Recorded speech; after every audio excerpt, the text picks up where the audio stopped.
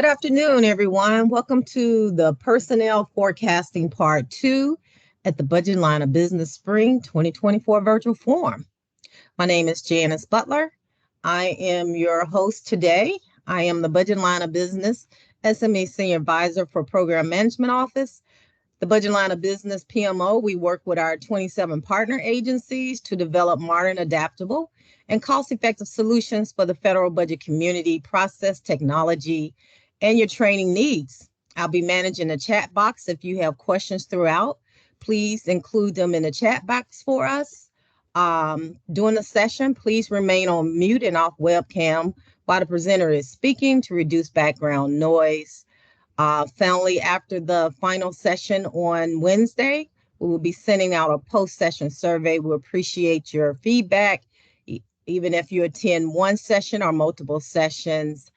We also are recording this session.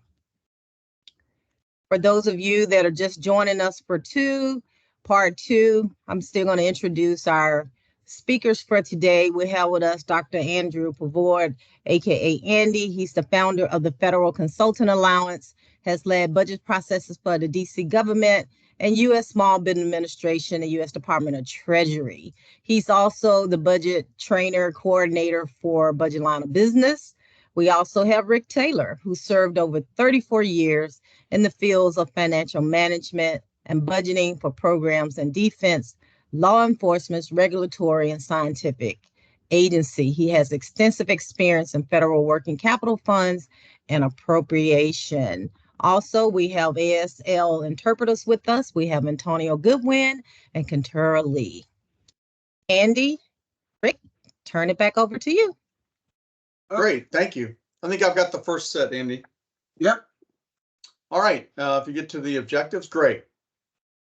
So for those of you that were in the morning, we're going to build on what we discussed in the morning, but also these topics will be useful on their own. So if you didn't take the morning session, it's okay. I think this will still be a value add for you.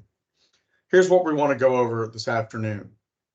We want to discuss important workforce measures and some background information. So things, different metrics to use and to be aware of in setting up your operating plan or your forecast for personnel services. We want to review important issues when pricing new positions. What sort of things do you have to make sure you think about with new positions, especially for a budget request, and the importance of entry on board timing. So we'll have a demonstration about what a big difference that makes in things. We'll compare a build method and an average compensation method for pricing new positions, kind of like we talked about before, build from the bottom up, very detailed, versus an average compensation model that's kind of, summary, but still gets a reasonable level of accuracy. We'll present a practice scenario for budget formulation. Andy will take us through using the same model he used in the first part of the class this morning to show kind of how that works and how that builds it together.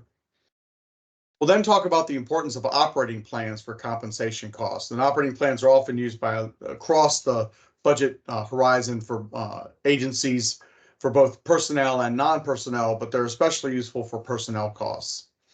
And lastly, we'll review the keys to compensation execution reporting and some things maybe you can think about, some actions possibly to take if one needs to speed up or slow down their compensation to meet, so that their actual data matches their forecast. And with that, we'll go ahead to the next slide. As we said before, please put any questions in the chat, and we'll get to them usually at the end of a slide. Thank you. So here are a couple important metrics to look at. I mean, there's no calculus required. They're pretty simple, but they're good ways to track your performance of your workforce, population over time. And the first one is the vacancy rate. And as expected, that's vacant positions divided by total positions. And so that's useful as a quick measure to see how many of the positions in your notional org chart are you filling. Is your vacancy rate increasing or decreasing over time? All those can be ways of quickly monitoring sort of what's happening. If your vacancy rate has been very steady over time and suddenly it goes up or down, then that, basically is a pointer to do some more analysis to find out what's driving that change.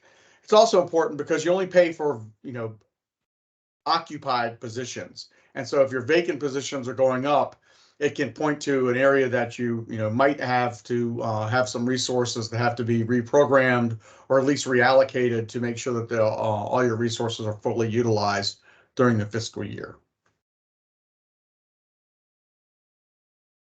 The next one is attrition rate. So attrition rate's a little bit different. So attrition measures the number of positions that have vacated during a given period for an organization. So that can be a week, a pay period, a month, whatever, and it can be whatever size organization, from branch to division to office to however your organization or your agency stacks up. You can measure it at all those different points, and sometimes it's insightful to see how attrition rates vary among different organizations, and again, whether they're changing over time. So some organizations might naturally have a higher attrition rate. I worked for an organization that had a large number of fairly low graded GS grade positions, mostly about 2s to 6s. And as one would expect, there was a fair amount of attrition there. People, came in to take the jobs, but didn't stay a long time. They saw other opportunities at other grade levels. And so that higher attrition rate was something we just had to build into our workforce planning, our budget requests, and everything else. So the way it's calculated is the number of positions vacated during the period divided by the average number of positions during the period. So positions occupied, I should say. So that's the beginning count plus the end count divided by 2. And that average is important because even if you have, no matter how big the size of it, it's going to take that into account. It also includes then the additions that come in. So you'll see that, I did an example. If we start the period with 100 positions filled, we have 10 people depart, we have 25 people hired, we end with 115. And so it's the 10 divided by the average of 100 plus 115, which is 107.5, gives us a 9.3% attrition rate. So even if you had, a high attrition, if you're replacing them with additions, your attrition rate would still be, it'll never get to 0. It'll be asymptotic to 0 because it's still considering how many people left, even if a large number of people came on board. So by measuring it this way, you'll know what your attrition is, even if you've more than, as an example, we more than replace the departures. So we had a question. I see it, yeah. You want to address that? Yeah, do you count those internally promoted to another position? I would, yes, in the sense that they should be counted as additions to where they went, and they should be counted as attrition from where they left. Now, of course, those will net out, in a larger, above, let's say, at the level above that organization. But again, that should still be done at the org level, whatever level of detail your systems can support. So again, you can track that historical trend in both those groups. You might find that one group has a very low attrition, and then when you drill down on it, it's because they do a lot of internal hiring. And that's, might be good for them, but that does create a hiring, process need for those organizations that are giving up people to occupy their positions. All right, next one. So let me see, another question. Attrition is related to leaving a position, not an organization. Yeah, I would say so. It's important, again, because that level of detail you want to track. If you roll it up too far, you sort of miss all the details going on underneath. And so, if I'm a manager with 15 people and I have 6 people leave in a year, I'm probably going to be pretty excited and, concerned about getting those positions replaced, even though for the agency, maybe those were the whole 6 people out of 5,000 left, in an extreme example. So it really, sort of depends on how concentrated it is in one area. But I would say, yeah, attrition should be still considered if someone leaves an organization to go somewhere else in the agency. Another important metric is the, I call it the average lapse time. If you could jump back one, Andy. And this is the time it takes to fill a position. And so this is really important for measuring, understanding how long it takes you to actually fill a position once it becomes vacant. And so this goes to actually that probabilistic planning that we talked about. Many organizations have a hiring period goal. Let's say, our time to hire is 90 days. that's great. And that, whatever that number is, is what the agency is aiming for. But when you look at the details, if you get down in the details and see when a position becomes vacant, when an organization, let's say, drops from 15 to 14 people, and you see what pay period that happens, and then you watch it all through the fiscal year, and maybe 12 or 15 pay periods later, maybe it finally rises back to 15 people. And, wow, that took 7, 8, 12 pay periods maybe to staff that position. That calculation for the whole organization, branch, division, office, agency, is very important to understand because it feeds that probabilistic understanding of when things are likely to happen. So if you know from your research that it typically takes you 10 pay periods to backfill a position, and whether it's backfill from internal or external, because then it just creates another vacancy, even if it's internal, then that, for example, a position that departs in May isn't likely to be backfilled for the rest of that fiscal year. So that's an important number to know because, again, it helps you determine when things really happen, not when people like them to happen or plan on them happening, all those sort of things. It really measures, how long it's been taking. And again, you can measure this average lapse time at various levels of detail and over time to see if it's changing, if it's getting better or worse. It's kind of really where the rubber meets the road test. Again, if an agency is trying to, increase its staffing, decrease its staffing, timeline, hire in 80 days, maybe instead of 90, and you can really measure that and see, well, our average is still 92. We're not quite getting there. So that's important. And so I see a question here. Attritions relates to vacancies. Yes, attrition is, so again, someone leaving an organization, depends on how that organization is defined, whether branch, division, office, whatever. And attrition is someone leaving, whether they retire or, just resign and go to another position or just, take a gap or are promoted somewhere else. All right, the hiring process. This is more of a, and it kind of repeats itself for each position. So it's a cycle in the sense that kind of each position starts off this way. And I've highlighted the points on the process that are really important in the lighter color, gold or green. I have a red and green color deficiency. So sometimes I say things are yellow and people go, no, they're green. I'm like, okay, good enough. It's the ones that aren't dark. So those are really the important, ones I want to highlight. But let's look at the whole cycle. And these take a different amount of time for each agency and can vary by job type. So, it might take a lot longer to hire a PhD economist than it does, a GS9, budget technician. And so again, if you have a preponderance of one type of job category or grade than another, and one size might not fit all. So it's good to understand that. First of all, it starts with identifying the need for a new position. So, and this is going, a new position as in I have 12 people now. I really need 15 to do this work. So I need 3 more positions to do that work. And that's really going to be, it's important because that's almost always becomes a budget issue.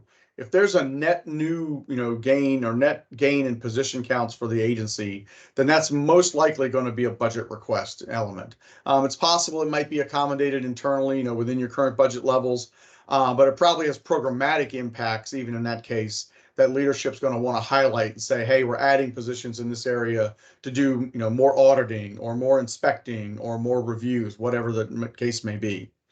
And so that's really an important thing, especially for budget.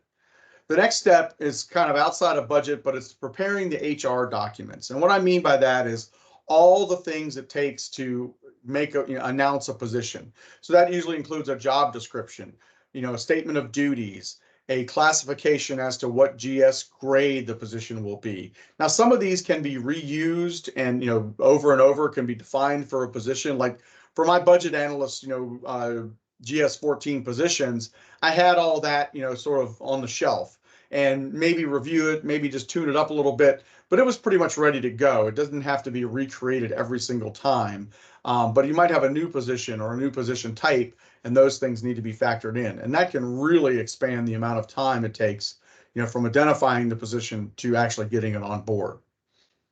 The next step is in actually issuing the announcement and that open application period. It's important since agencies are typically reluctant to withdraw announcements once published. So it kind of is really setting a marker out there. If an agency issues an announcement, it kind of shows that they're really planning on hiring that position or positions. It's important. This has kind of changed over time. Earlier in my career, especially in the days before, USA Jobs, when things were paper and mailed in, announcement periods were really long. They were often 30, 60 days easily. Now they tend to be much shorter. They might be 10 days or 2 weeks. Some of them are limited by the number of applicants. It'll tell you we're going to cut this off when we receive 250 applicants. And so, that can be shaped a little bit for a variety of reasons by an HR department to make sure that they are getting a competitive pool, but also that they're not overwhelming themselves with the number of applicants, which is somewhat a byproduct of the computer-based application process. The next phase is preparing that certificate of eligibles. And if you're not familiar with hiring at that level, so what the HR department has to do is look at all the applicants and evaluate them on both basic and specific criteria. So the basic would be, do they meet the minimal time and grade requirement? Have they been a 9 for a year to apply for this 11? Do they meet any sort of special hiring program like veterans or veteran spouse or disabled, any of those things? And then the specific things would be a beginning of verifying whether they meet the specific requirements of that job. They used to call them, knowledge, skills, and abilities. That term has been refined, but it's usually those subsequent questions or those supplemental questions in the job announcement. So like for a budget analyst, it might be something related to what levels of budget they've worked on or something of that nature. So it's both the general qualification and the specific. And at the end of that process, the HR system and people will generate what's called a certificate of eligibles. And there's more to it than that, but just think of it as a list of the people that you might want to interview. These are the people that have met the qualifications as we defined them, and now it's ready to take to that next step of interviewing. And that could be a single interview. It could be a structured interview process with multiple interviews, maybe a panel, the first interviews with a panel of 3 or 4 people, and then there's a second level interview with the selecting official. It all depends. It all can be done differently. It just depends on what the agency wants to do for that particular job. Again, it can vary a great deal in the amount of time it takes, both to schedule the interviews, conduct them, and then for the interviewing, individuals or panels to rate and rank their interviews and to turn those in. So sometime after that, the process, of course, is to make a selection. So a selecting official typically will make a selection and say, based on all the interviews and the other material, this is the person we would like to hire. So of course, then, the HR office will extend an offer to that person. And usually then the offer is tentative based on the acceptance one, and typically any sort of background or clearance process that has to be, gone through. And then also an entry on board date. Maybe they're at another agency, it's a lateral, and they're going to take the full 30 days to try, come over before, 2 pay periods before they come over to the new agency. Maybe they need time to relocate or something like that. So there can be a substantial time between the offer and the entry on board date. The clearance process I have there because that's become a longer and longer phase of the process. And again, it can vary widely for different positions. If you have a position that doesn't have a security clearance and doesn't have a high public trust score, it might go very quickly. If you have, positions that have very high security clearances or very high public trust positions or law enforcement, sometimes that clearance process can take months, sometimes even up to a year sometimes to clear. So it's very important, again, to know for your job categories, your type of positions, what's that process typically take. Another element of it in some law enforcement positions is there's a great big down select factor. And what I mean is they might extend offers to 100 people and might only find that 5 or 6 actually make it through the clearance process.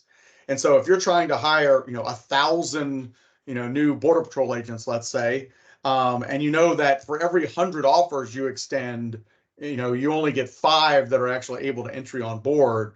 That can tell you that, how big your recruitment effort has to be to, get down to the number of entry on boards, actual employees you need to have, especially let's say you have a mandate to hire 1,000 new agents in the next, 6 months. Well, it tells you it's going to be a massive recruitment process and a massive application review and interviews and all that to get down to actually getting 1,000 new officers on board.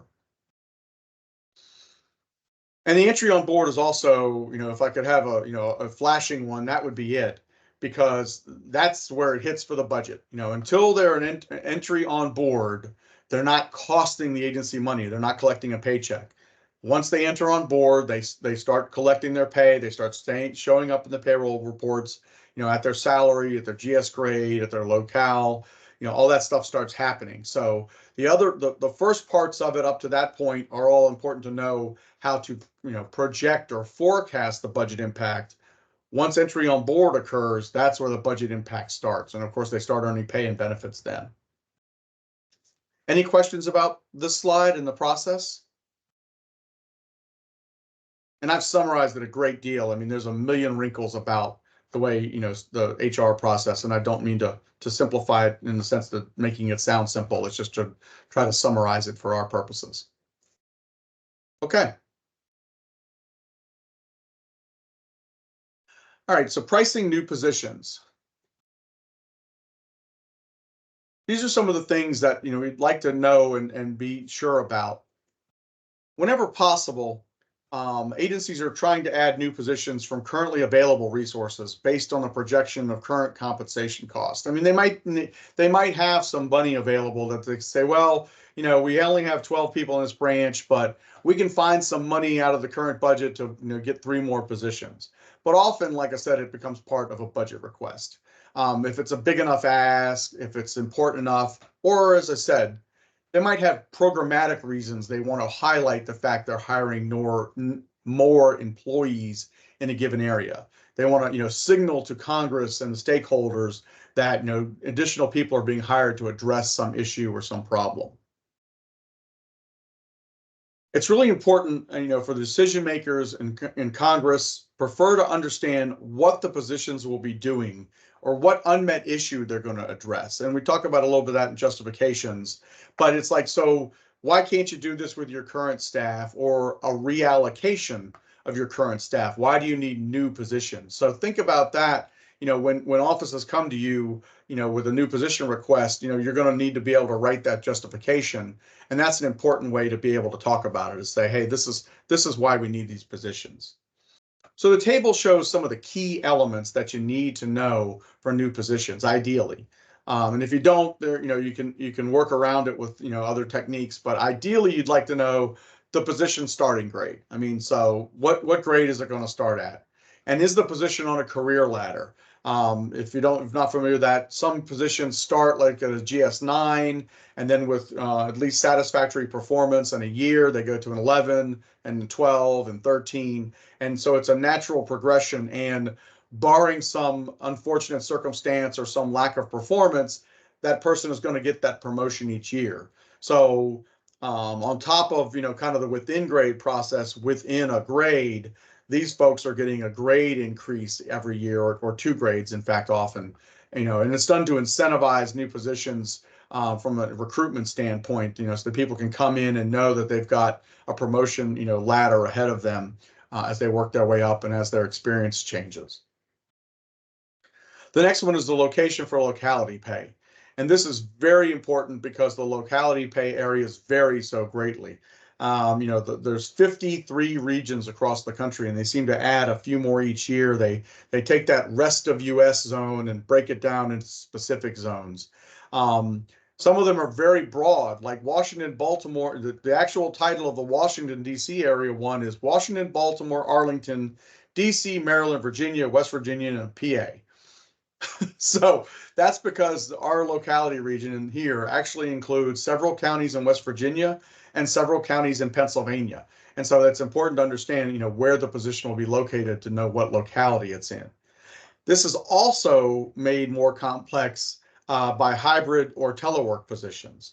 So if a position spends more than half its time, let's say the office is in Houston, but the person is actually going to telework from a different county, the position could be in a Russ pay band or pay area, whereas the office sits in Houston. And so that can generate some strange things, again, if they're large enough to be, impactful in the overall request. For me, I would request the locality based on where the office is. And if later on it's found that somebody, is in a different locality, that kind of, thing can work to the agency kind of having some flexibility in its payroll budgeting. But when in doubt, talk about the duty station. The other variations just kind of get a little, weird. So I see a question question, here. Yeah, I see that. Is funding calculated at the same time for career ladder when the decision is made to be career ladder position? I think what that's asking is, do you calculate the funding at the beginning grade or at the full performance level? Is that what you're asking? Yeah. So I think it's more accurate to calculate them when they occur. In other words, if the person starts as a GS9, I would budget it a GS9, but then build into my budget out years the fact that, again, something weird happens, they're going to be an 11, then a 12, then a 13, build that into my position, my costing of that and that initiative cost if possible. The trouble with, budgeting at a 13, let's say that's the full performance level, when they're really only starting as a 9, is, yeah, it could be that, you're requesting more money than you need for that position. Maybe that's okay, in a small sense, or if the agency has a lot of flexibility to move funding around once it's appropriated. But, if they don't, you could be stuck holding money in your payroll account that you really have no way of spending. The positions just aren't there to, the grades don't spend it at that point. And now, you may not have other areas you can move it to.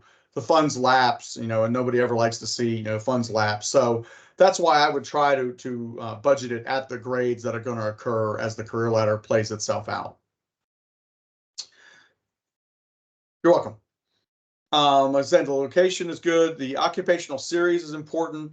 Again, well, the best one is budget analyst. We all know that, but not everybody can be a budget analyst. There are occupational series that have different retirement requirements, different pay requirements, and so you need that to verify. If they say it's a special agent, but they didn't use the 1811 occupational series, then there needs to be wait a second. What you say it's an agent, but you didn't use the agent job series. Make sure those things are in congruence. So it's important to know that, to see if it triggers any sort of special pay or retirement type requirements. And that leads into the next one, the special pay considerations. So things like law enforcement availability pay, that's a pay adjustment provided to most law enforcement positions due to the unknowable nature of their schedule. They don't know, if they're in the middle of an investigation or, monitoring a suspect. They can't just clock out at 5 o'clock because it's the end of their day. They're expected to stay on the job and, and keep doing that. And so law enforcement positions have a pay adjustment to deal with that. There's also other OPM specialty rates, and they can be very, very specific. They can be regional based. That's also why the location is important. So, again, knowing your background, what your agency deals with, is important to know which of those elements are going to have to be considered and factored into the budget request. And lastly, the entry on board date. I'll get to your question in just a second. The entry on board date, I'd say, is the second most important element in projecting pay after the grade, because it's just so important. Whether a position is there in March or August is going to make a huge difference in how much funding is needed to support that position in the first and second years. And so we're going to illustrate the importance of that. It's also very important for, I'll say, customer expectations, and customer being Congress. So if Congress says, that's great, I want to see you hire these 500 positions you've requested, when are they going to start working? And it's like, well, you provided that budget in 2024, but they're really not going to start working until September, really almost 2025, or even they come on board then, and then they spend 4 months in training. And, before they show up, at the meatpacking plant to actually do the inspections, it's going to be 6 months or a year before, the congressman can go out there and see those new employees on the line. So it's important to understand that and be able to, back up your customers and make sure that they understand what they're getting, and not, think they're getting one thing and getting another. So that timing is super important, both for the pricing, and also for the I'll say the presentation or the justification of the position. And it can vary a lot, as I said, between training type things. At least they're on board for that. But how much competition do you have with the private sector for that job category? How sensitive is the position? All those sort of things can factor into how long it takes for that entry on board period to last, and so when the person is actually going to get there. So let me get to your questions now. With the tight budget scenario we are in, we aren't getting appropriations for increased pay costs to cover pay raises. What's the best way to justify new positions when we are absorbing costs for pay raises? So that's really two parts, but I think it's to be able to show, Congress and OMB first, that what's the value added, what those positions are going to be doing, why are they needed, why that, reshuffling or reallocating internal resources aren't going to meet the need that's met. And, I found that if that need can be tied to something identified by, someone outside the agency, let's say, an audit report says you're not doing enough in this area, or media information shows that not enough is not being done in that area. Those things can be valuable because it's coming from somebody other than the agency. But budget justification is a whole nother topic. But I think that's, really the key to getting those new positions is, what's the difference? What think of Congress as a buyer. Why would I buy that? What is it going to get me? So let me chime in here. Please. So look at what the Congress is actually making you do, or OMB, whoever. They're making you take a cut, right? So let's say you're taking a 4%, if you have to absorb a 4% raise, it's essentially a 4% cut. And so then you have to think about, where are you going to take the cut? Does that mean you have to reduce a number of staff to absorb the cut, or are there non-personal services items that you can reduce to take the cut, right? Because they're expecting you to absorb the cut. Now, there is a presumption that OMB actually talks about that agencies should be getting more efficient, right? There's a presumption that you should be able to manage your organization to increase productivity, which means doing more with less. And so that's kind of the bias, that there's enough either productivity increases or waste that you can find that you can be able to absorb. That's the assumption that they're making when they tell you to do this. So you have to battle against that assumption. Now, the first thing you have to do is, and this can't be done on the fly, you have to do it throughout over a period of years, is you have to make a compelling case that you're managing your organization efficiently, right? So you have to show that on a very basic level that you don't have a lot of unobligated balances at the end of the year, right? Because if you have big unobligated balances, you're basically telling Congress that you're overfunded. So you got to make sure you manage that properly. But then you have to properly use your performance measurement system to demonstrate that you are efficient. And you can do that through benchmarking. You can do that through just plain old and simple analysis that says, this worker generates this much output. That's important. And another thing to do is to show constantly that you are implementing efficiencies, that you have a Lean Six Sigma type program that shows efficiency. So what all this does, and you have to do it over time, is you prove to OMB and the department that you're an efficiently run organization, because that gives you credibility to go in and tell them that you can absorb the costs. Because if you have big unobligated balances, if you don't have any performance measures to show productivity, that bias that I talked about in the beginning, you're just not going to have credibility to overcome that.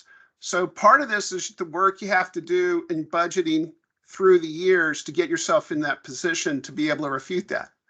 But then you got to show the specific impact, as Rick said, identify the specific cuts you're going to take, and show that they are going to have a meaningful impact on your operations. And it can be things like, okay, we're going to delay maintenance, and that's going to cost us in the future.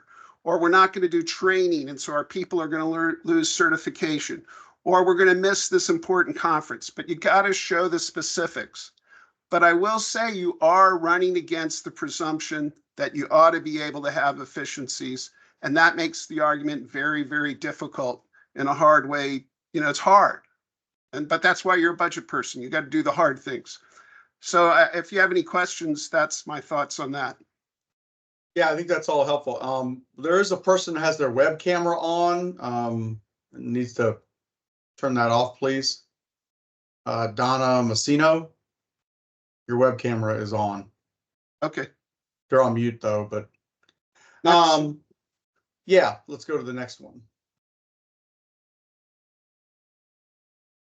So benefits. So we talked earlier about both pricing, both salary and benefits.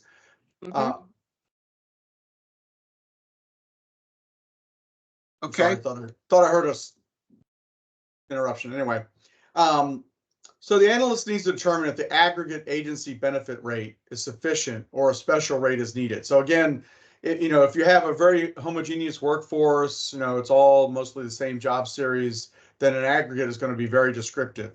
But if you've got, special rates, you've got special populations, you've got, for example, if you're hiring a bunch of new employees, they're going to be under FERS Fray, which has a different contribution rate than regular FERS, which your current population may be made up of that.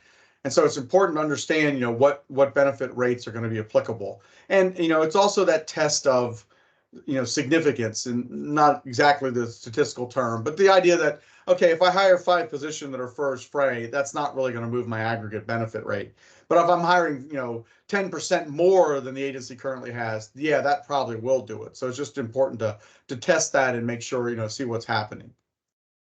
Again, if you have occupations with specific benefit cost, you should use a rate applicable to those occupations and a separate rate for those that do not. So sometimes one size won't fit all, and you will need to, have different rates for different positions.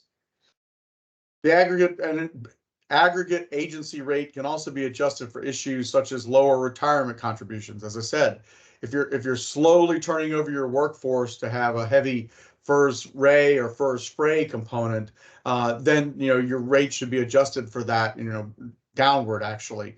But if not, then you can take a look and see what's going on. Again, you just have to understand your data. The goal is to ensure that the request seeks the projected cost. And like Andy said, if you're asking for more than you need, you're possibly going to run into the problem of having excess funds. And, that's just never a good look for an agency. Okay, next. Entry on board date. So we talked about this again. Since most compensation is paid from 1-year appropriations, only amount that is expected to be obligated in each fiscal year should be requested. There's no point in requesting funding over and above what's needed for those positions if it just puts your agency in a bind and sets you up for criticism from your appropriations committees. Agencies, my experience has been, are often too optimistic when projecting when new employees will be hired. They'd like to show that they're coming on earlier in the year than they probably would. Again, if you measure your average lapse rate or the time to hire, you'll probably find it's much greater than what the agency may think it is. And so it results in under execution of compensation funding and disappointed stakeholders. And so, it does present a deterministic versus probabilistic sort of conflict when the agency would like to see them hired, wants to see them hired, versus when they're likely to be hired.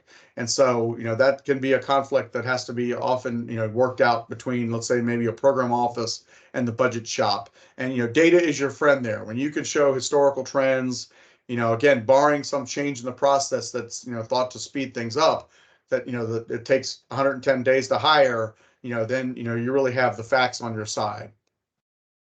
And lastly, the timing is very important because it affects the first and second year of the costing of the positions. And that's what we're going to point out in a couple examples, like on the next slide. Great. Thank you, Andy. So what we're showing here is that the idea is that this is the, a position that we're going to hire the same number of people. Okay, so we're going to hire 120 positions. They cost 175K a year. So, for a full year, that's $21 million, that top block. And then we're going to look at, different hiring patterns and what they do. So if I hire 10 people a month, the budget request says we're going to hire 10 people a month, 120 for the fiscal year. But what you notice is when you convert those to full-time equivalents, in other words, how many hours are they working over how many hours could they work? The first 10, that's great. They're there the whole year. They generate 10 FTE. But you can see it very quickly drops off across, 12 months. And so at the end, even if you hired them all year long, you're only going to generate 65 FTE, or 54% of the position number. So that means you don't need the 21 million the first year. You only need something like 11 million, 11.4. So that's the difference there. Now let's look at two other ways. So let's say for some reason I'm able to hire them all in the first 6 months of the year. That's great. 20 a month for 6 months. Still hire my 120 for the year. But now I've generated 95 FTE because they get on board and then they're there the whole year. Now I need $16.6 million in the first year instead of 11, but not still 21. What's actually more likely to happen is the third scenario, that no matter when they were requested to come on board, they probably come on board in the second half of the year. And this is a great example in light of these new positions. If they're under a CR, you probably can't start hiring them because that would be considered a new start, or you may just not have the money in your CR levels to bring on new positions, especially if it's a large number. And then, yeah, there's a chart on the chat. Andy, you might have to blow it up a little bit. I'm sorry, it did get a little small. I don't know why you're seeing a blank screen, because I'm sharing it. You should be able to see. I'm seeing the table. Like I said, it is a little small though. It has colored boxes and stuff. So well, it's as big as it can show, but yeah. So anyway, the last one is they all come on at the end of the year, especially in light of CRs. You can't, bring them on until the CR, your full year appropriation is passed. So the same 20 people get brought on for 6 months. That's still 120 people by the end of the year. Again, your end strength, your head count on September 30th would be 120. However, those people have only generated 35 FTE for the year, or 29%, less than a third of the original request. And commensurate with that, they're only going to need $6.1 million to pay their pay and benefits, for that year. So if you requested, 21, or you requested 16, you've got some funding that's then going to need to be reallocated, or you're going to end up with a big lapse condition. And so that's, I just wanted to get across that. That's why that entry on board date and the assumptions around that are so important, because it can really, make a huge difference in your budget requests, both for the first and the second year. Okay, we're now going to turn to using the tool and showing you how this can be done in a system. And we're going to do, I've scaled this down. We're only going to do 15 positions, 7 in Denver, 4 in Washington, and 3 in Little Rock. We're going to staff them as GS-13s. And so we're going to try different scenarios of when they get onboarded. And we're going to also include a 3% pay raise for each employees each year. So let's go to our system here. It's going to take a minute for me to get over there. So here we are. So this is familiar to you from the morning class. And in the morning class, I talked about how we built a simulated agency in a simulated Microsoft environment. And we've got our budget system here that we're working with. And this works off of, we've added 1,000 positions and 1,000 people on an HR schedule. And in that, we've built positions that shows the wage and grade increase dates, the GS levels and the pay and all that HR stuff we've been talking about are in this piece. So we wanted to do we're going to actually do a 4% increase. So we go to set the object point starting base. Remember this, for this exercise, we'll actually do 4%. So the department has set the inflation rate at 4%, and that's going to be used in the base budget. But what we're going to do is add an initiative, and then we're going to cost out the initiative. So we're going to go back to the dashboard, and now we're collecting and reviewing budget requests, because this works on a work process flow model for navigation. And we want to create an organization budget request. So this is an organization requesting a new initiative that will be considered through the internal departmental formulation process, because this organization uses a base plus initiative budgeting process. So we want to add a new initiative, and there's just this handy dandy little screen. We're going to be working for the Office of Secretary like we did in this morning, and we're going to create an initiative called Improve the World. This is a very aggressive Office of Secretary, and they're going to do a lot of good stuff. And to get all this done, they're going to request $2 million. So you can see there, it's just, let me make sure I got the zeros. But now you have to allocate the $2 million to object classes, because we're going to get to things. And so we're going to do, this is a program increase. We're first going to allocate the compensation, and we're going to say it's $1 million for personal services compensation. Notice that when you do this, it automatically adds the benefits, and our rate is 41%, so the benefit amount is $1,410,000. So for the rest of this initiative, we're going to pick another object class, and we're going to do contracts, which is 25.1. We're going to do 590,000.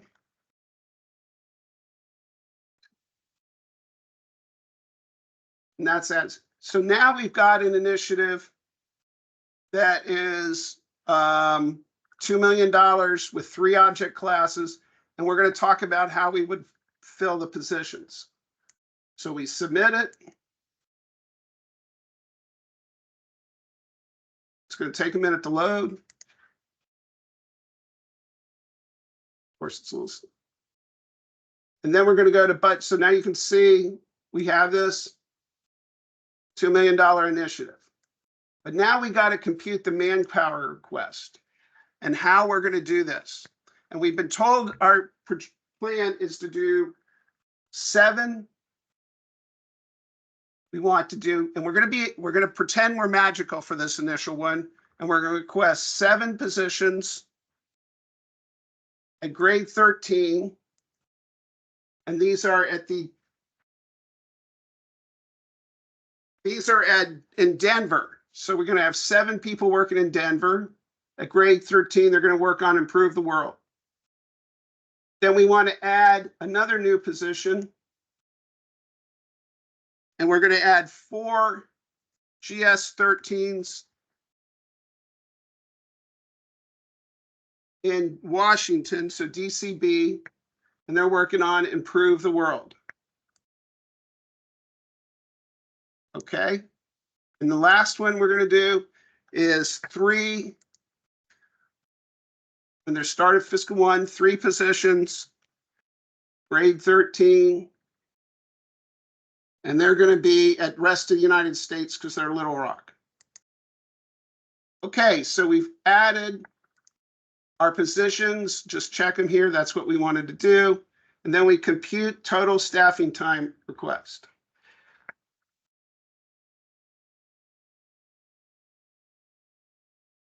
So now look what's going on. We have the base is being increased by the 4% pay raise, which is really about 5%. If you remember from this morning's class, it's the 4% inflation rate plus approximately 1% for the wage and grade increases. So you can see that as the base. But then you see the requested salary for personal services, the benefits. And so the total requested is 2.6. And then the total base plus personnel base plus requested equals 11.4. And then it pushes it out for the out years. Now notice what's going on here though. We had a budget of $1.4 million, $1 million for requested salary and $400,000 for benefits. So we're over budget. And plus now our HR staff comes back and tells us, yeah, are you kidding me? We're not going to be able to hire people on the first month. You are not being realistic. So for those two reasons, we come back and we update it and say, okay, we're just going to hire them for half a year. Okay. So we're going to go to period 7. You can see this.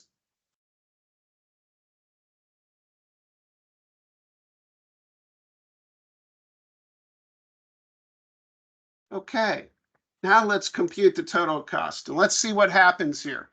And that's the beauty of these kinds of systems, that they allow you to do what-if analysis and just kind of think of it. So now we look at our budget year. Well, we're pretty close to the 1 million, right? So we're at 940 and we're close to the 410. So we're kind of good for what we're budgeting. But here's what happens to the out years, right? Because in the out years, people are there for the full year. And so now you go to 1.8 million, you've doubled your cost for your requested. And that makes sense because, you know, in the budget year, they're only working 6 months, and in the budget year plus 1, they're working a full year. So now you have to figure out your out year budget. And this is very important in calculating budget requests, that you don't do a budget request that's sustainable in the budget year, but not sustainable in budget year plus 1. So now you have a choice. You either have to reduce your staff so that you're stable on the out years, which is going to dramatically reduce the amount of money you request for the budget year because you have to worry about the out years. So let's see what that might look like. So what we're going to have to do to make it out year, we're going to have to reduce the number of positions requested, right? Because now we've realized in the out years, we can't afford all the positions we originally wanted.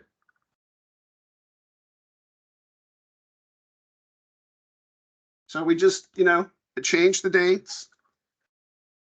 Now let's compute the total staffing requested.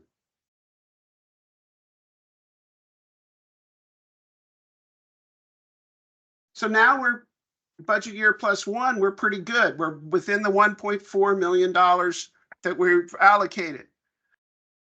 But look what happens in the budget year. We're down to about 700,000. And so the point of this exercise is to show you that you have to think in a multi-year terms. You can't just budget for what's happening in your budget year, because people will play games with you. And they'll ask for stuff that's unaffordable in the out years. So that's the trade-off. You know, you have to show a long-range plan for your personal hiring. So this is what we tried to show for this little exercise. I'll pause and see if there's any questions, or do you want me to run another scenario or something like that? Okay. Let's go back to the slides, and we'll get back to the presentation. I think it's about time for a break. What do we want to take a break? Yep. Okay, or we can keep going. Want to come back at 2 o'clock? Yeah, let's come back at 2 o'clock.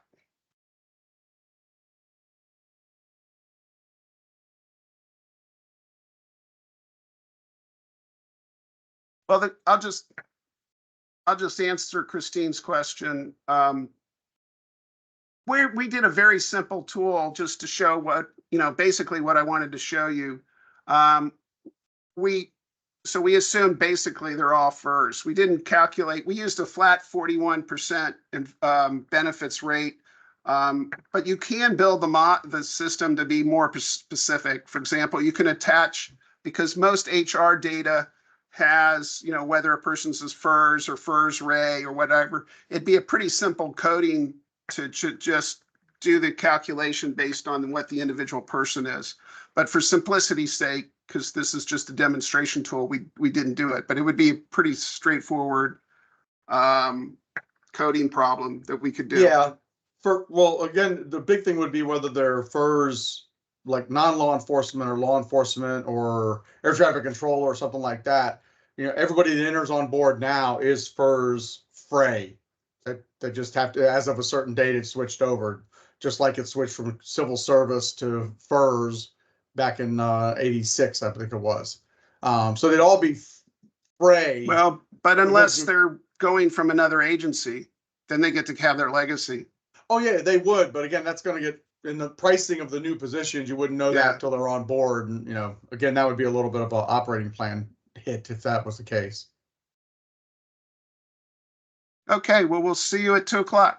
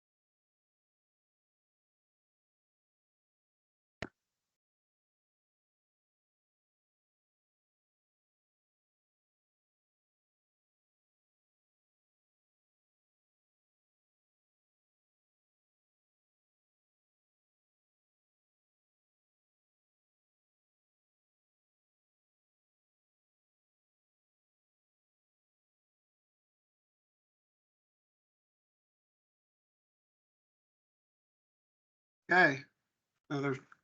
Okay, ready to start. Take it away, Okay. Rick. Great. So we're going to look at a average compensation method for doing new position costing. And so it's a little bit trades a little bit of precision for workability if you don't have a full model like the one Andy demonstrated, or that capability yet developed. It could still be done fairly reasonably. And again, if it's mostly the same positions, or you can do it in groups of positions and then add them together, it's possible to do it that way. Typically, we have to escalate our current year salary figures. So we'll take, our current year salary figures, or our average compensation, pay, and benefits. Again, looking at our data, looking at the relative organization, or maybe the agency as a whole, and calculating what your average cost per FTE is, and then saying, okay, there's a 4% pay raise.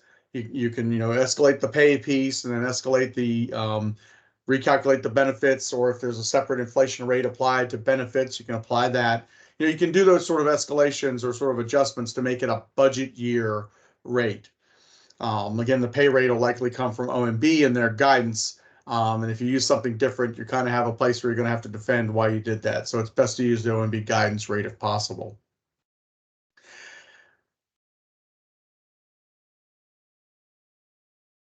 So again, the benefit, can be evaluated separately to see if you need an adjustment, but typically they move fairly linear with pay unless it's been an exceedingly high year.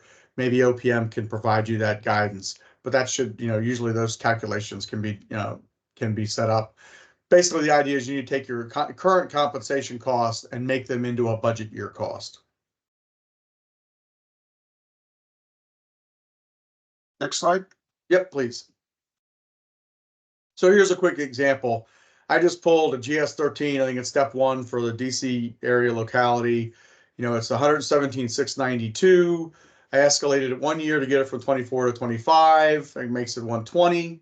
Escalated 4%, like we used before for the budget year for that pay raise. That gets me to a new salary of, in round numbers, 125.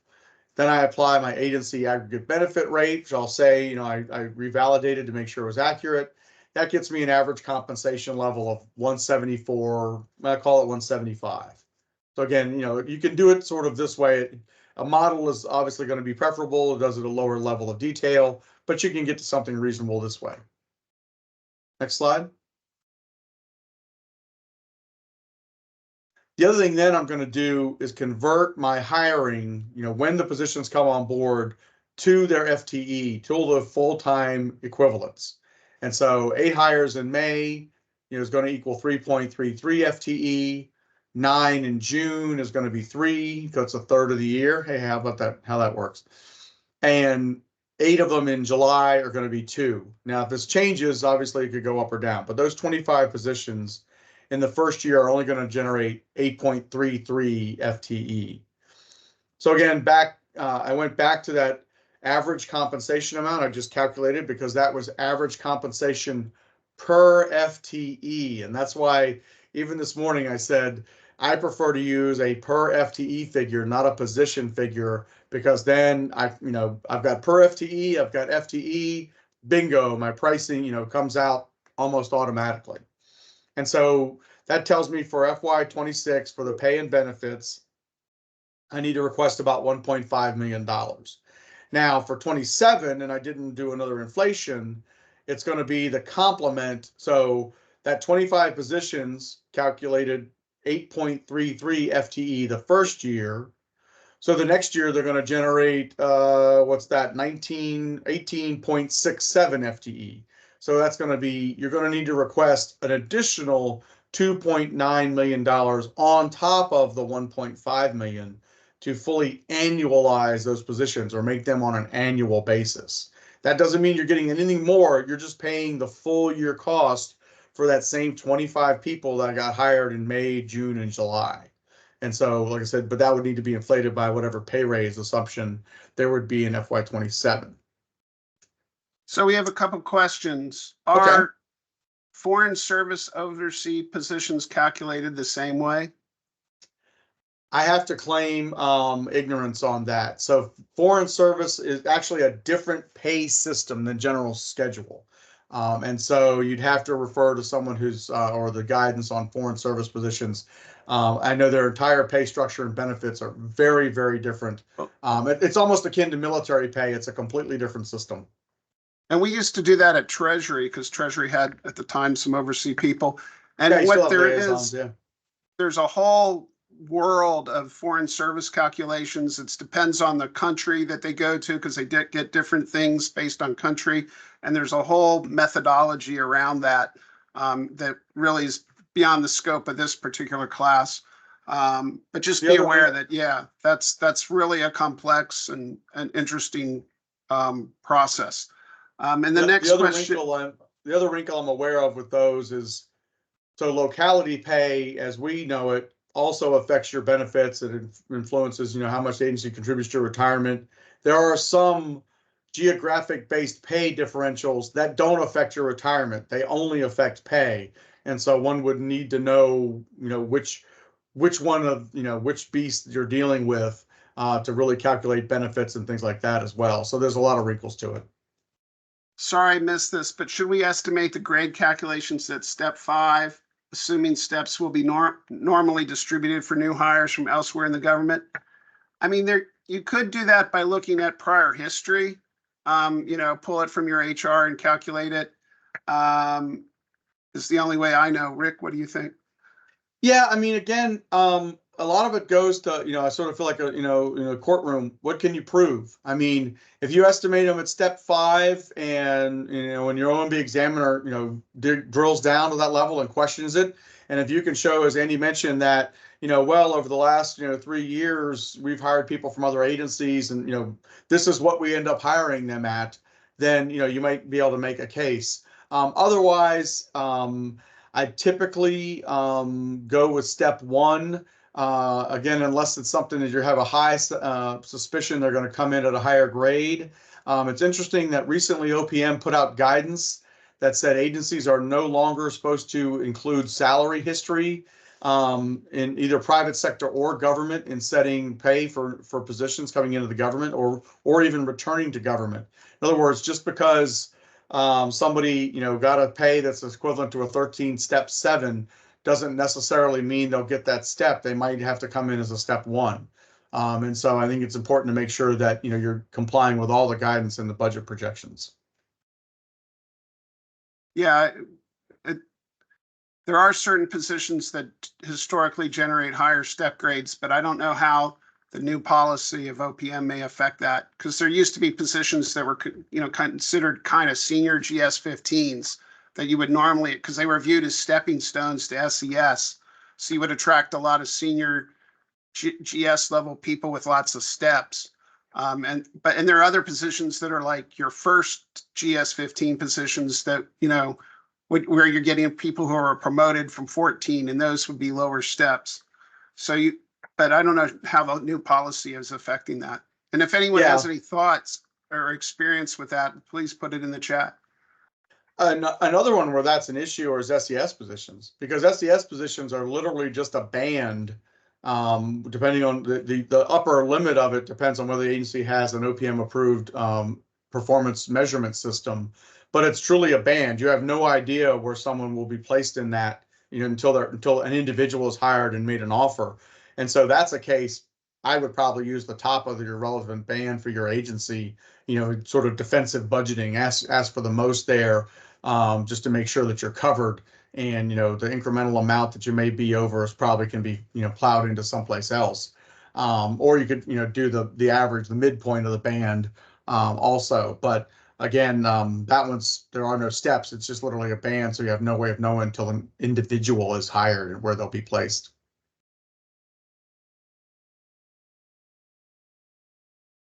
All right, operating plans.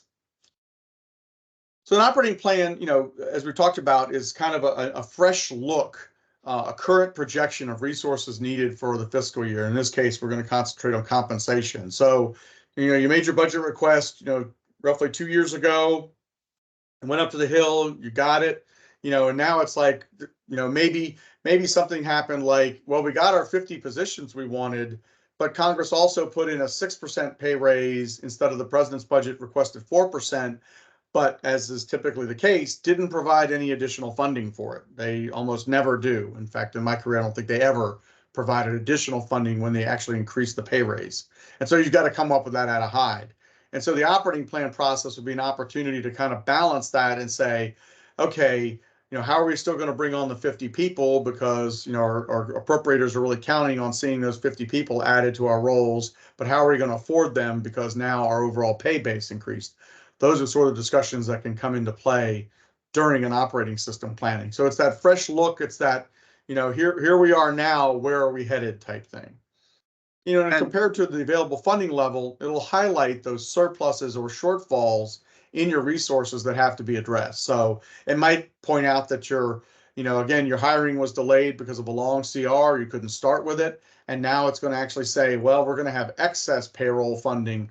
What do we plan to do with that? Sure, you might be able to hire some incremental positions, but how does that impact the second year?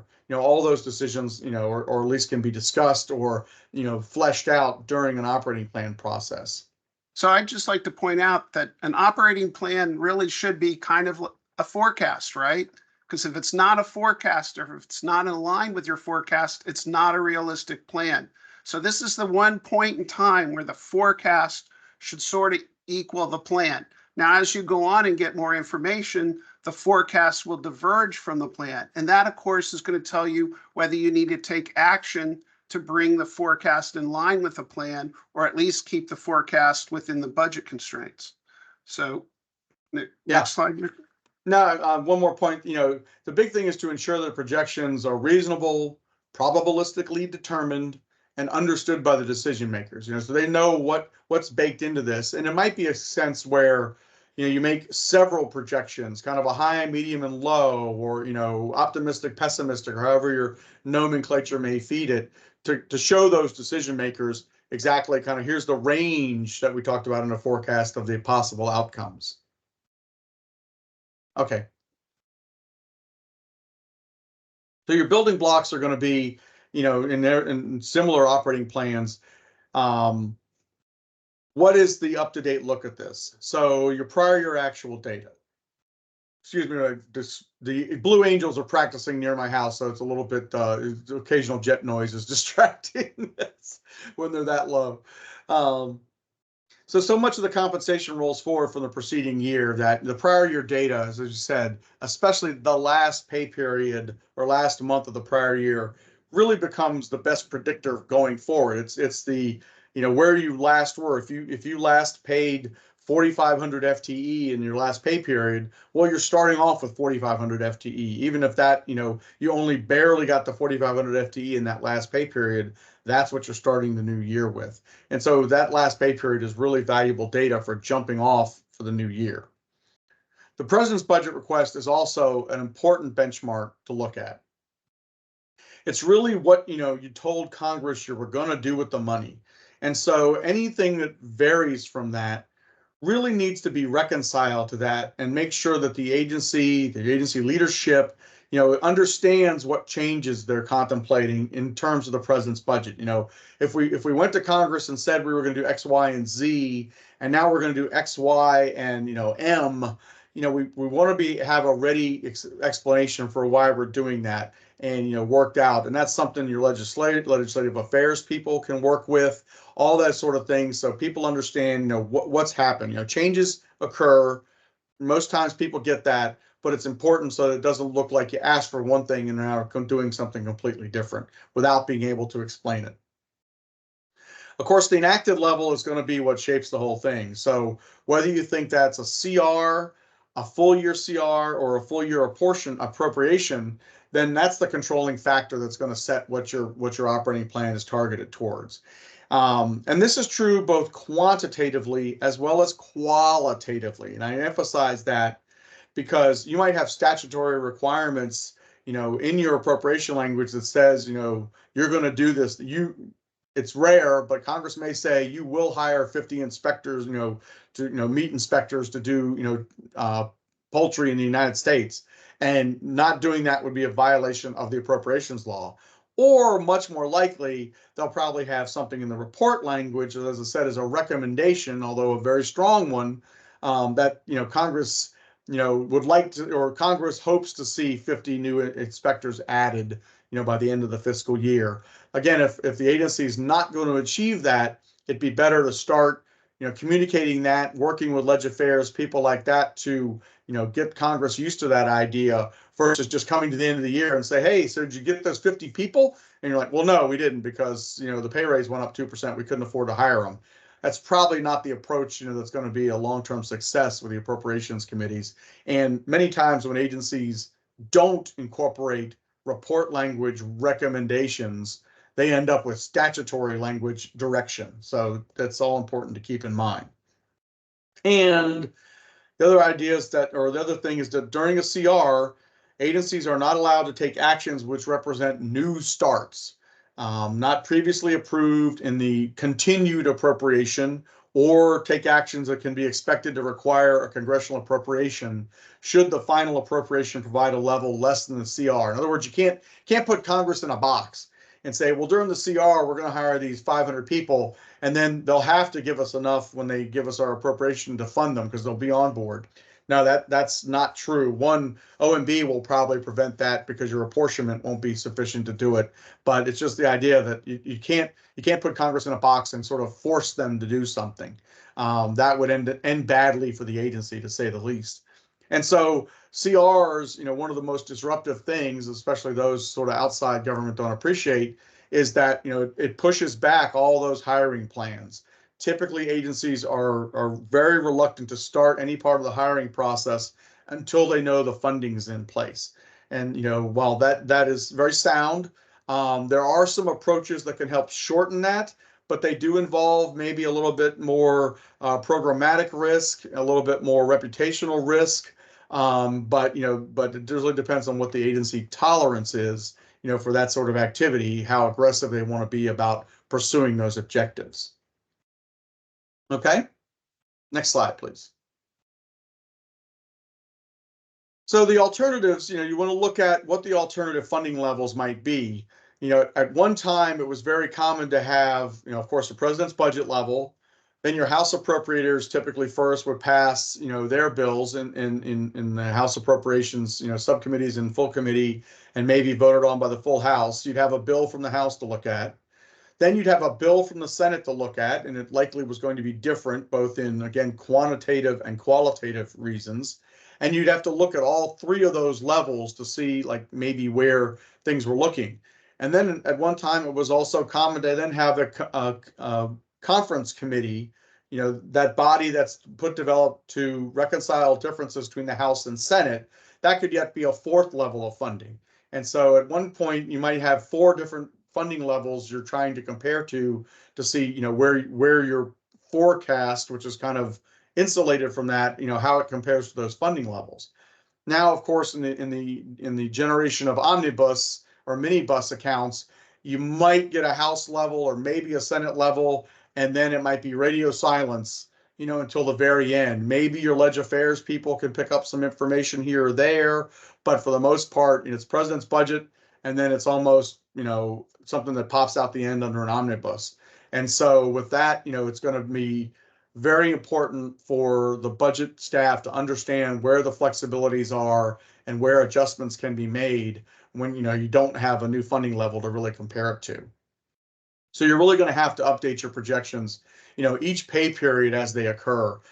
So as you're getting into August, September, July even, those new pay periods coming in should be impactful on your projections, because again, they're the stepping off point for the new fiscal year eventually. And if you're building up, a big FTE, wave at the end of the fiscal year, then you've got a plan that's going to, and you can see that that's going to keep going because of your projected hiring plans.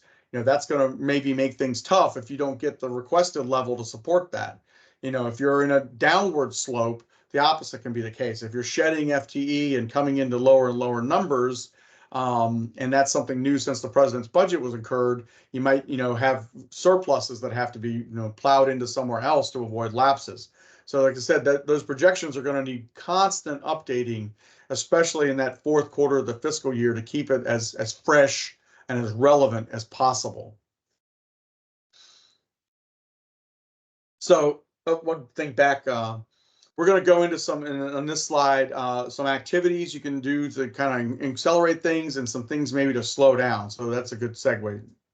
So, I mean, on the red side is heating up, firing up increasing your compensation costs. And on the blue side is chilling out, cooling down. You want to, maybe slow some, some onboards. Again, there's a lot of things you can't control, and these are very indirect at best. And I have to preface all of these with they've got to be coordinated with your, your agency mission and your human capital goals, and also merit hiring principles. If you know what those are, it's the idea that we always, follow a certain process in federal hiring. That's paramount. Those all have to be protected. But within that framework, there's still some things you can do to, speed things up and to slow things down. So I'll look at, the increasing side first. So pre-staging HR packages. If you remember back when we talked about the human resources process, one other thing was prepare the HR package. Well, again, if the new position is defined and then one starts the process of writing a position description and writing a job category and classifying it as to the GS grade, that's going to take time. If you don't start that till even you have the appropriation, then you're probably going to lose a few months before you can even get the announcement out. So what I'm saying here is to pre-stage it means have all that material prepared, have it approved, have it ready to go so that you're ready to drop a job announcement, as soon as the agency feels comfortable doing so, either because the funding is there or, the omnibus bill is working its way through, they feel good about it. And that way you're not losing that time once the appropriation has been provided.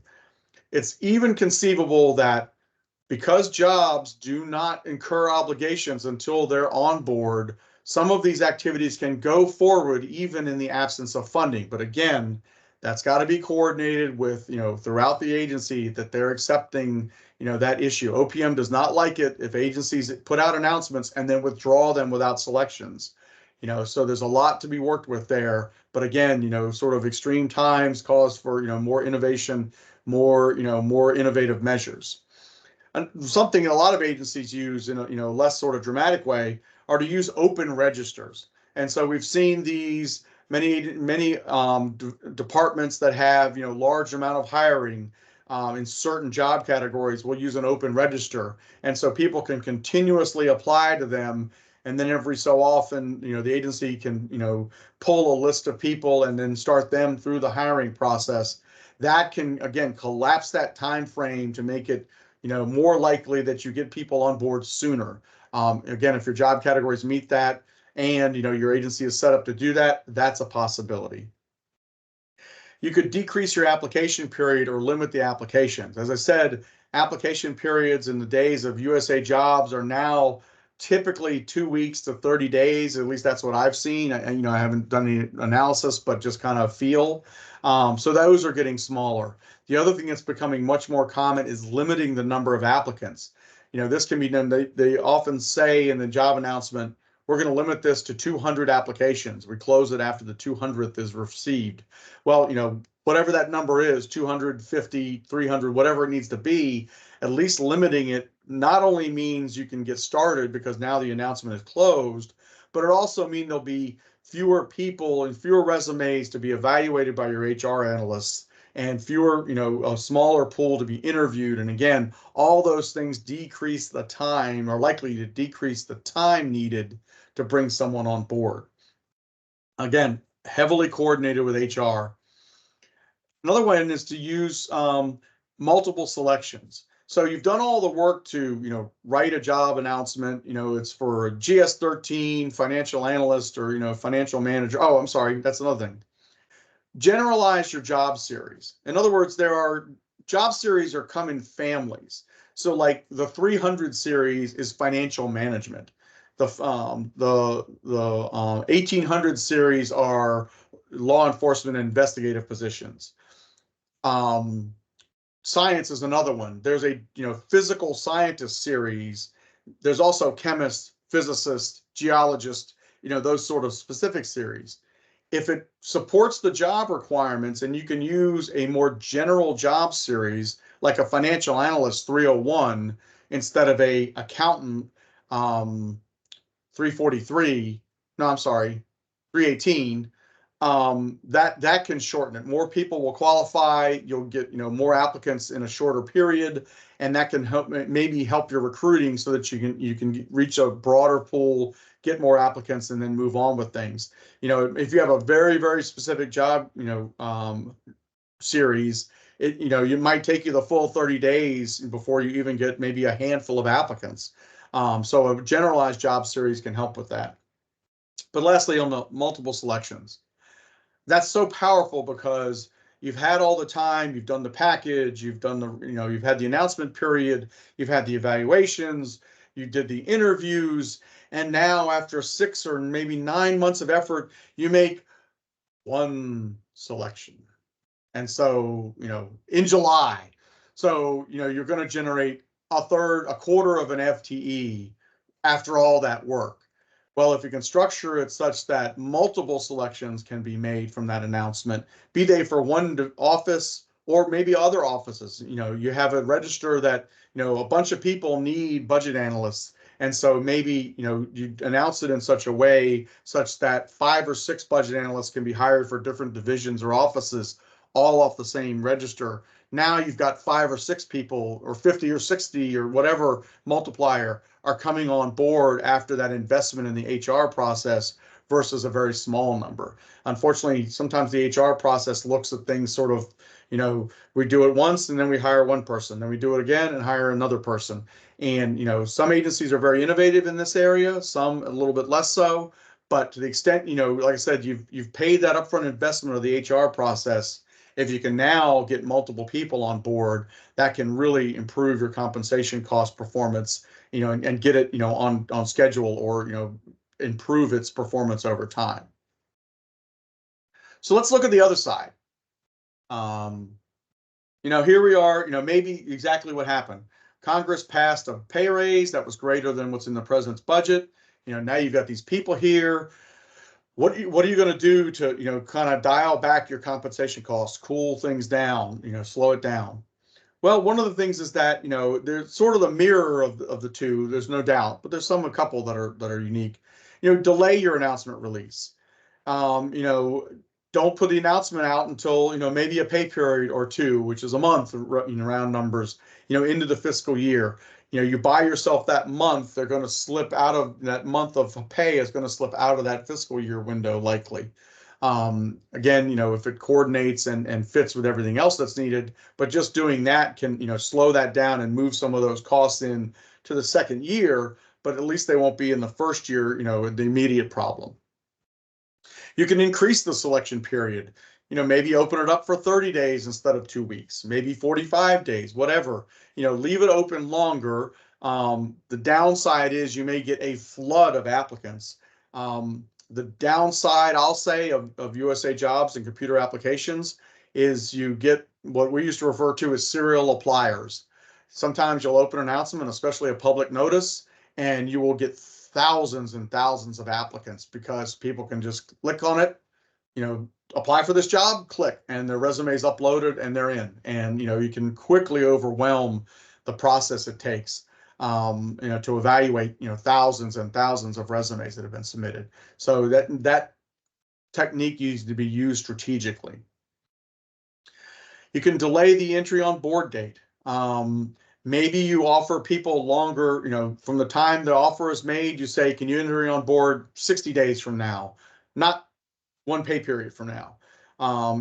Shape it in that way. Now, the downside is that may cause good candidates to go elsewhere. If someone's just getting out of college or, just finished their PhD program and they're ready to start work, and frankly, they need to start, a paycheck, they're not going to be thrilled to say, well, can you start in 4 months? They're like, okay, no, I think I'm going to, take this other opportunity because they could start me right away. But delaying the EOD can be a tool. Again, if you can do everybody a pay period 2 weeks, that can add up if you're talking hundreds of employees. And, if it doesn't, miss the objective of hiring the people to begin with, because you lose people, it is a technique to cool things down, get some of those costs out of the current fiscal year to try to do that. And then lastly, and it fits with the motif of the ICE, is a hiring freeze. Some agencies have gone through these in recent years. Many have not, but I suspect in this year, I know a lot of agencies got a flat budget. And so it might be something they're considering. Again, next year, if their budget also isn't increased commensurately, they may also see a need for this. A hiring freeze can be done in a lot of different ways. And what it basically does is says, for every X number of people that leave, only Y number can come back in, or we can only announce for Y. So I've seen where 2 for 1. For every 2 positions that leave, we're only going to allow 1 position to be backfilled. I've also seen where agencies pool all their vacancies into like a central, pool, and then some sort of leadership entity, be it a committee or an individual, might be the chief operating officer, parcels out those vacancies back to offices and says, okay, I've got a vacancy here. You can now go hire your new budget analyst that you need, or you can go hire your special investigator that you need, and control it that way. That really does 2 things. One, it ideally focuses the available vacancies on the most pressing positions for the agency, on a mission basis, but it also introduces time. And so again, it by introducing that time delay, it can often, bring down compensation expense in the current year. Over farther to the right, that I experienced myself in my career to some extent, is what's called a reduction in force. That hasn't happened in 30 years in the federal government, thank goodness. But you can read about it in a horror novel, and Stephen King hasn't written a book about that, but it's a very ugly process. That's when agencies actually go through a process to downgrade and separate employees from the federal service, and it is a mess, to use a technical term. So that's why I didn't put it on here. It's just it's a long way over the horizon, but if we get there, that'll be a different day. So that's kind of some things to do, again, to modify your execution if you need to. So let's talk about reporting on execution. Let me take a break there and just see if there's any questions before we jump into that next section.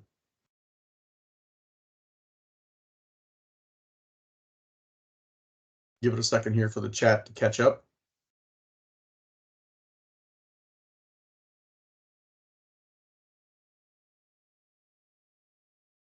Okay, so execution reporting. I think the key elements really are, it has to be summarized at a level useful to the decision maker. You don't want to show a cabinet secretary, branch level, detailed data. That's, just not what he or she needs to look at. So it's got to be commensurate with that. You want to show them what they're interested in. The secretary sure wants to maybe see that, or maybe wants to drill down in significant bureaus or agencies, sure, but match that together. Of course, a division chief is going to want to see offices and branches. It all depends. You need to clearly indicate where where actual data ends and projections start. This is where we are now. That's history. That's not changeable. This is the projection, which might be subject to decisions or things like that. Just sometimes it's not clear, and people say, well, we can change, and like, no, that's done. That's on the books, ready. It's done. This is the part where we have, and it also is helpful, and again, emphasizing that time dynamic, in that those days are gone. We've got to think about what we're going to do for this next half of the year, or a quarter of the year. That's the available runway we have, so to speak, to work with. It's important to plainly describe the assumptions in each projection. Does this include this pay raise or this hiring pace? Or what goes into that assumption to guide that particular projection versus some other one? What's it based on? Is it based on the last pay period we just experienced in actuals and projects from there? Or is it some rolling average, like the last 3 or 4? or the average of all the pre-existing pay periods. Is, you don't want to have to do 27 different scenarios, but you do want to be able to describe a few and then clearly understand what's the meaningful difference between each one of those projections. And so they can decide, which one feels right, which one feels like the best projection of, it's like when we get snowstorms, especially here in the DC area, they show all the different weather models, and this model says we're going to get 2 feet, and this model says we're going to get 2 inches. And they kind of show the different tracks and what goes into them. Now, obviously, they're not going into the details of the model and the heavy, data analysis that's going into that. But it gives you the idea. That shows you what each model is saying for the projection, and then you can kind of pick and choose what feels the best for it. I can't emphasize enough how important it is to maintain a baseline so that you sort of know where you started. So maybe that baseline is your first operating plan. The very first time you looked at this at the beginning of the year and said, okay, this is where we think we're going. And now we're modifying it as actuals come in. It's so useful to be able to look back at that baseline and know what changes have occurred. And to that nature too, it's very important to identify what those changes are. So when you say this assumption now says our hiring slowed, it's like, well, what was our hiring assumption before? What's different? What does each projection change? Again, describing those assumptions so that they can understand that. It's also important for your actuals. If actuals are way, if your baseline is like this and your actuals are way lower, decision makers are going to want to know, why aren't we achieving our baseline? Why aren't we getting there? And it can be because hiring slipped. The CR delayed our hiring by 4 months. And so now we're just getting started on the hiring process. And we don't even think the first EODs will occur, 4 months later than we had planned. Kind of like Andy demonstrated in the model. He could, show that, wow, we didn't get them on board pay period or month 1. Now we're looking at month 7, and this is what the difference is. One more bullet, Andy, before we go to that one. The budget staff, should come to offer fully staffed, and I mean, like I said, coordinated with HR, worked out with it, all the stakeholders, are the alternatives to address the situations, either overages or shortages. So back to that fire and ice continuum, what can you pick from the appropriate side and work through with HR and the programs and things to say, well, we're running hot on our pay. This is some things we suggest to do to bring it back into line, or vice versa. We're short and we can deal with it this way. Decision makers, often want to find, and I say fully staffed, meaning a ready to go solution that they can decide, we can do X, Y, or Z. And that's not to limit them necessarily to those 3 choices, but those at least have been fleshed out and fully understood that they're implementable, should the decision maker want to move forward at that point. They obviously have the ability to ask for something else maybe that wasn't considered. But if you can bring fully staffed, potential solutions to the table, I think you'll find your value added to the process will go up. And I think your organizational reputation as both a budget organization and analysts will be increased, because people like solutions. This person brings me stuff, we can get stuff done, not just, well, there's this problem and then crickets. So that's very important. Okay, Andy, next slide. So here's, a kind of a quick, all these figures are, just, I'll say created, contrived. That's the word I was looking for.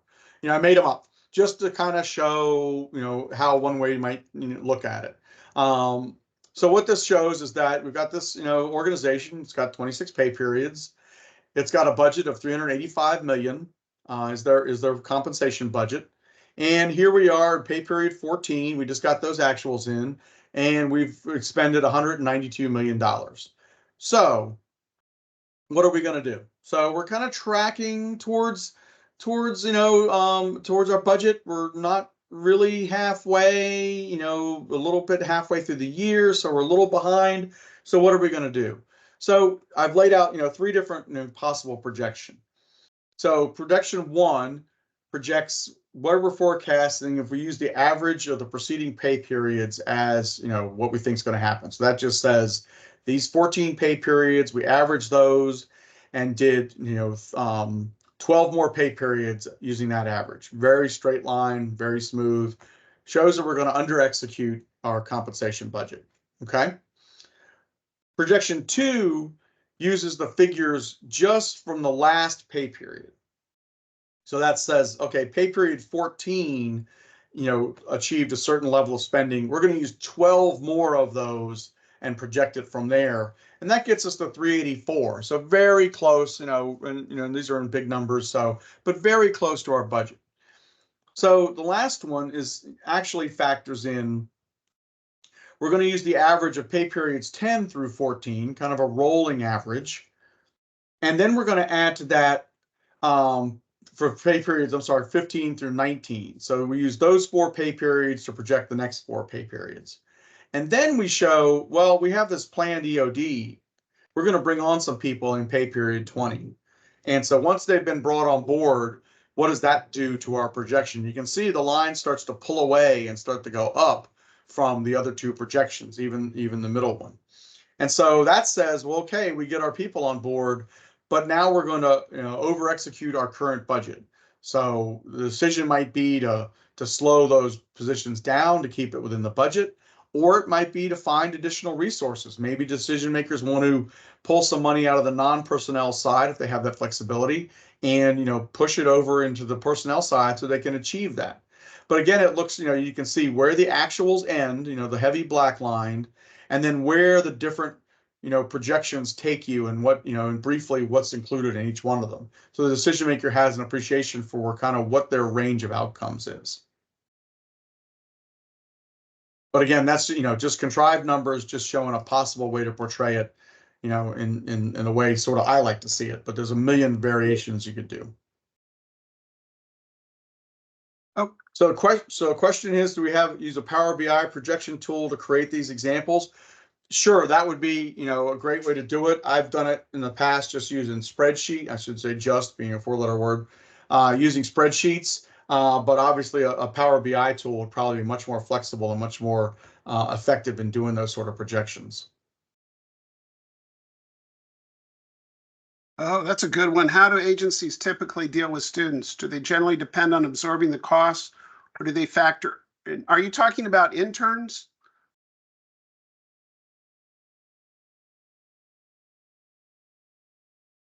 Yeah, so it really depends on the job program. So a lot of agencies used to have unpaid student interns. That's mostly gone away for a lot of reasons. And so now in my last agency, when we brought in a paid internship program, we just budgeted them as paid employees when they came on board, what salary they were going to earn, what their benefit rate was. There was a different benefit rate because they don't get the same benefits. And then, if they were, if it was a quarterly cadre of students, then we had that quarterly cadre rollover. We had 15 come in then and 15, and because it varied a little bit each quarter, but we just budgeted them then as another job category and did it at that level of detail. And then you reflected that in your operating plan. Yes. Yep. But the key is to understand the parameters of the program. Yes. Any other questions?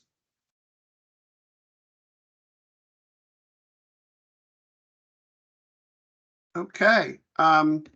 With that, I'll turn it over to Janice and we'll close out. Thank you for listening. I know it's been, 5 hours almost. We really appreciate you taking the time to listen to what we have to say. Okay, Janice. Wow, Andy, that was a treat. I didn't expect to end early. Yeah. All right, let's say thank you to Andy and Rick. It's been an amazing day. Give them an applause. I hope this has been very informative to you. Again, we thank you for joining us for the first day of 2024 Virtual Spring Forum. As a reminder, there will be a post-session survey after our last day on tomorrow. Appreciate your feedback. And on behalf of Budget LoB, we want to just say thank you for joining us today. We hope to see you tomorrow in the last day. And we hope you enjoy and have a wonderful rest of your day. And I just want to say, I really hope you fill out the survey, because we really are trying to get better, and we could really use, if you have specific suggestions, we would like to use them to make the class get better. So please, please, please fill out the survey. Thank you. Thank you. Thank you. Thank you. Bye-bye. Thank you. Thank you. You're welcome.